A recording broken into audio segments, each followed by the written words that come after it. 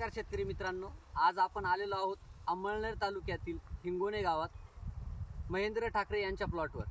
तर यांनी आपलं कावेरी सीड्सचं हनी हे वाण केलेलं होतं। तर महेंद्र दादांकडून आपण जाणून घेऊ की कावेरी हनी हे कसं वाटलं आणि त्यांनी लागवड वगैरे कधी केली होती, थोडक्यात त्यांच्याकडून माहिती जाणून घेऊ। नमस्कार दादा। नमस्कार, मी महेंद्र ठाकरे, तालुका राहणार हिंगोणा, तालुका अंमळनेर आणि जिल्हा जळगाव। मी पहिल्यांदा ज्यावेळेस खरबूज 4 वर्षापासून करतोय, तर 4 वर्षापासून मी वेगवेगळ्या व्हरायटी लावत होतो। तर त्या व्हरायटींमध्ये कसं होतं, खूप प्रॉब्लेम्स यायचे, म्हणजे माल टिकायचा नाही, बाहेर जास्त ट्रान्सपोर्टला प्रॉब्लेम्स यायचे। मग काही मागच्या गेल्या वर्षी मला साहेब भेटले आणि सुनील पाटील साहेब हे माझ्या प्लॉटवर आले ज्यावेळेस मी खरबूज लागवड करत होतो दुसऱ्या व्हरायटीची। त्यांनी मला त्यावेळेस विनंती केली की तुम्ही आमच्या कंपनीचं कावेरीचं हनी म्हणून हे खरबूज लावा। तर मी त्यांना त्यावेळेस स्पष्ट नकार दिला होता की नको, मला दुसरी व्हरायटी नकोच, मला जी आहे तीच लावायची। पण ह्या वर्षी परत एकदा विचार आला आणि स्वतःहून आम्ही सरांना फोन केला की आम्हाला तुमची जी व्हरायटी आहे ती ट्रायल बेसवर किंवा आम्हाला लागवड करायची बुवा यावर्षी। तर मग तुमच्याकडून आम्ही बी घेतलं।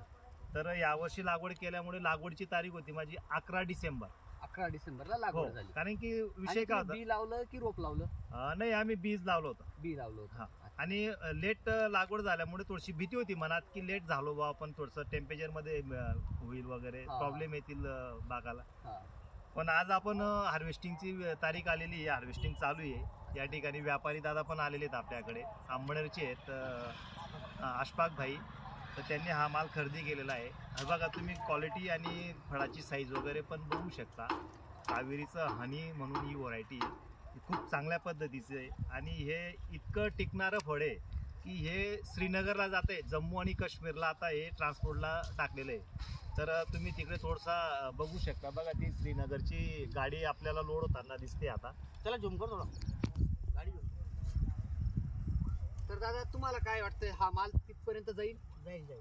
तिथं गेल्यानंतरही मार्केटला विक्रीला साधारणतः 4 ते 5 दिवस जातात। या मालची गॅरंटी चांगली आहे। अच्छा, काय हा माल तिथपर्यंत जाईपर्यंत पिचकणार नाही किंवा खराब होणार नाही। आता तिकडचा रिझल्ट यायला पाहिजे कसं आहे काय नाही, त्याचा रिझल्ट बरोबर आहे। तर आपण थोडक्यात जाणून घेतलं की व्हरायटीचा टणकपणा हा इतर वाणांपेक्षा खूप चांगला आहे आणि सगळ्यात महत्त्वाचं म्हणजे पालाही टिकून राहतो शेवटपर्यंत। आता तुम्ही इथं बघू शकता, आज हार्वेस्टिंग आहे तरी प्लॉट एकदम हिरवा गच्च आहे आणि जाळी, फळाला येणारी जाळी सुद्धा एकदम आकर्षक आहे।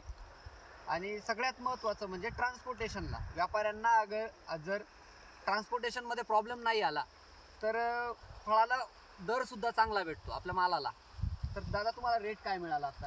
रेट मला कसं आहे, मार्केटच्या हिशोबाने खूप मार्केट आज खरबूजचं खालावलेलं आहे, त्याच्यामुळे तरी मला समाधानकारक 13.5चा रेट मिळालेला आहे आजच्या तारखेचा। पण मार्केटच्या हिशोबाने बऱ्यापैकी मला समाधान वाटतंय की ठीक आहे बुवा, गेल्या 15 दिवसाच्या उशिरा जर हा माल हार्वेस्टिंगला आला असता, अजून लवकर जर हार्वेस्टिंगला आला असता, तर मी म्हणतो याला 25 पर्यंत रेट सहज मला मिळाला असता। तर आता तुम्ही शेतकऱ्यांना काय सांगू इच्छिता, पुढे शेतकऱ्यांनी लागवड करायला पाहिजे की नाही?